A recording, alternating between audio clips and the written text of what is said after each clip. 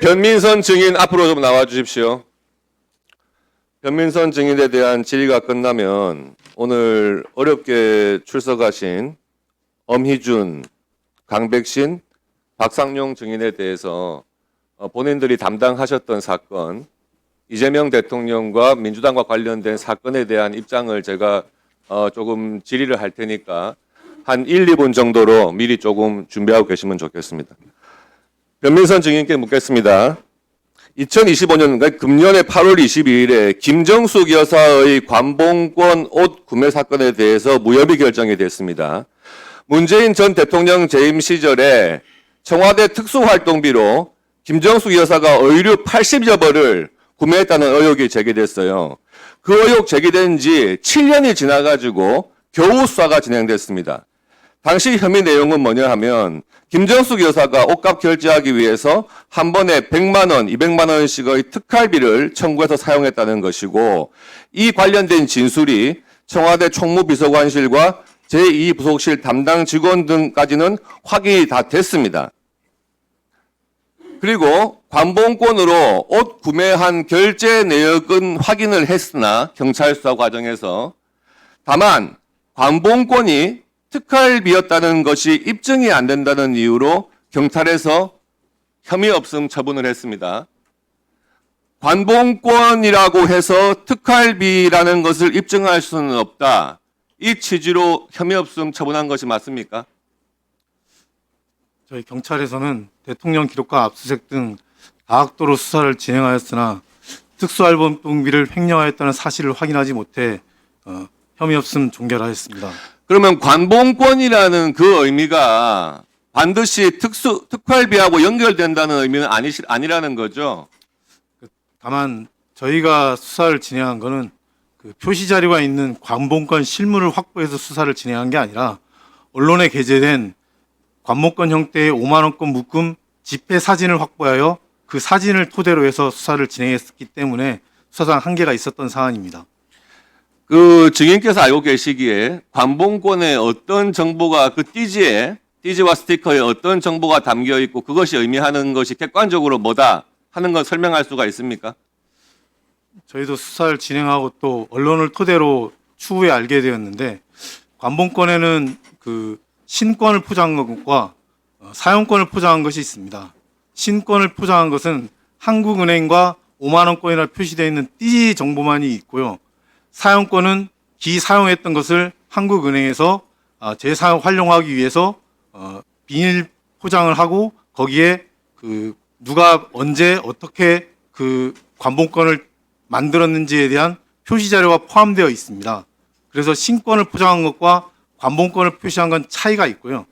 신권을 포장한 것과 사용권을 포장한 것은 차이가 있고, 저희가 수사를 했던 것은 신권을 포장한 그 한국은행 5만 원권이 표시되어 있는 제한된 정보가 있는 걸로 수사를 진행했던 사안이고, 지금 문제가 되고 있고 언론에 보도되고 있는 그 남부지검에서의 관봉권 실물은 그 비닐 포장되어 있고 그 표시 자료가 표시되어 있는 그 관봉권으로 알고 있습니다. 사용권이라는 거죠, 이번 그렇습니다. 사건은. 예.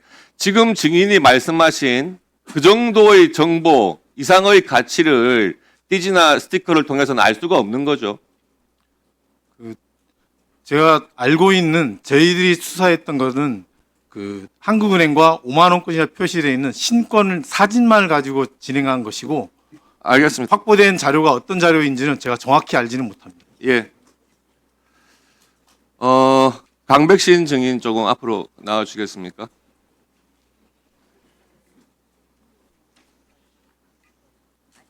예, 예. 원래 그 검사는 공소장으로 말을 하는 것이고 또 판사는 판결문으로 말을 하는 것이지, 사실 국회에 나와가지고 본인들이 수사했던 사건에 대해서나 또는 판결했던 어떤 사건에 대해서 이렇게 설명한다는 것 자체가 저는 국회의 권한하고는 완전히 벗어나는 것이다, 이렇게 생각을 하고 있습니다. 그렇지만 이번 22대 국회에 들어와가지고 민주당에서 절대 다수 의석을 차지하면서 지난 대통령 때부터 이 지금 오늘 출석한 3명의 검사, 그러니까 민주당의 불리한 사건을 수사했다는 그 검사님들이죠. 쌍방울 대북 송금 사건, 대장동 백현동 사건, 이런 사건을 수사해서 기소했다는 이유로 정말 도를 넘게 탄핵을 발의를 하고, 탄핵 발의한 다음에는 또 본회의에서 뭐 결론도 안 냈어요. 그냥 정치적인 유용만 한 거죠. 물론 구실은 뭐 이런저런 구실은 됐습니다만은 입에 담기조차 싫고, 다만 민주당의 불리한, 이재명 대통령의 불리한 사건을 수사했다는 그것만으로 탄핵 발의를 했던 아주 우리 국회 역사상 치욕적인 그런 사안들이었습니다. 강백신 증인께서 그 대장동 백현동 관련 사건을 수사했던 것 맞습니까? 네, 대장동 관련해서 수사를 했습니다. 그 대장동 사건 이재명 대표 수사하고 할 때 그 변호인이 지금 이 자리에 박균택 의원님 맞습니까? 아니라고 얘기해 주세요, 정확하게. 아니, 지금 묻고 있잖아요. 아까 말씀이 나왔잖아요. 제가 지금 정확하게 기억은 나지가 않는데 아마 제 기억으로는 이재명 대표 출석할 때 저하고 전화를 주고받던 기억이 있는데 그때 정확하게 선임서를 내고 했던 건지 그 부분까지는 좀 오래된 일이어서 정확하게 기억은 나지 않습니다. 예. 의원님, 제가 지금 질의하고 있지 않습니까? 그러면 그 관련된 대장동 백현동 사건을 수사를 담당하셨는데, 네네. 그에 대해서 지금 민주당에서는 뭐 다른 무슨 사유를 들어가지고 하여튼 탄핵 사유를 만들었어요. 그 본인께서 탄핵 발의됐던 그 사유는 알고 계시죠? 네, 알고 있습니다. 그것과 또 본인이 그 탄핵 사유를 본 어떤 소감이랄까? 그런 걸 좀 말씀해 주시죠. 의원님께서 귀한 질의를 주시긴 하셨는데 본 청문회는 검찰 폐지에 따른 부작용 관련 청문회로 알고 있습니다. 그래서 저에 대한 개인적으로 탄핵이 발의된 그 부분에 관련해서는 뭐 억울한 부분과 관련해서 할 말이 많지만 이 자리에서 그와 관련해서 얘기를 하는 것은 적절하지 아니한 것 같습니다. 예, 알겠습니다. 지금 말씀하신 취지 그대로입니다. 지금 원래 이 검찰 해체와 관련된 법안 심사를 위해서 이 입법 청문회를 한다고 해놓고 각종 구체적인 사건, 지금은 수사 중인 사건이거나 재판 중인 사건에 대해서 그 결론과 관련된 지금 내용을 가지고 우리가 청문회를 하고 있는 거거든요. 이것은 기본적으로 입법 청문회라는 취지와도 안 맞고 증인께서 지적하신 그런 지금 검찰 해체 관련된 그런 법을 우리가 검토하기 위한 그런 취지와도 안 맞는 것 같습니다. 예, 들어가 주시고 엄희준 증인 좀 나와 주시겠습니까?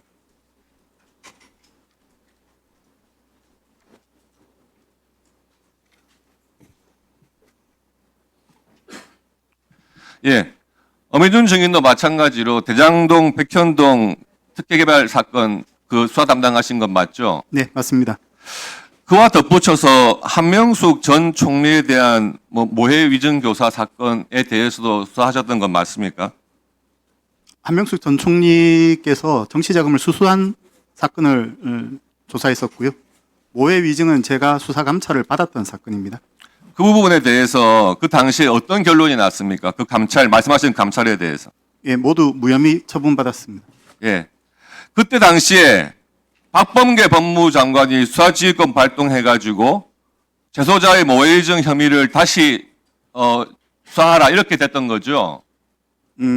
정확히 다시 수사하라는 취지의 그 본부장관의 수사 지휘는 아니었고요. 예, 예. 대검에서 다시 논의하라는 취지로 수사 지휘를 했었습니다. 근데 그 결과 결국에는 아무런 내용도 없이 무혐의 종결된 것 아닙니까? 예, 그렇습니다.